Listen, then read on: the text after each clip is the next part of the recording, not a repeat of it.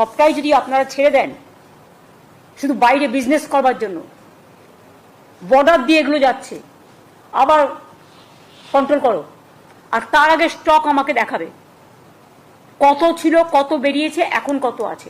কারণ আমরা বলেছিলাম আমাদের যা প্রয়োজন রাজ্যের, সেটাকে রেখে নতুন আলু যতক্ষণ পর্যন্ত না উঠছে ততক্ষণ পর্যন্ত বাইরে আলুটা যাবে না। এখন তো দেখছি এরা এক্সপোর্ট পর্যন্ত করতে শুরু করে দিয়েছে। Please take stock. সেরকম যদি করে বাংলার আলু বাইরে চলে যায়, আমার প্রয়োজন মিটিয়ে তারা বিক্রি করুক, আমার কোনো আপত্তি নেই, আমি তো বলেই দিয়েছিলাম, এবং আমি ছাড়তেও শুরু করেছিলাম, ছেড়েও ছিলাম অনেকটা।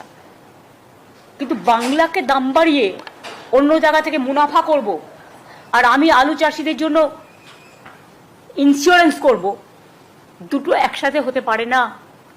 সব আলুটা বেরিয়ে গেছে, মাথায় রেখো। আজকে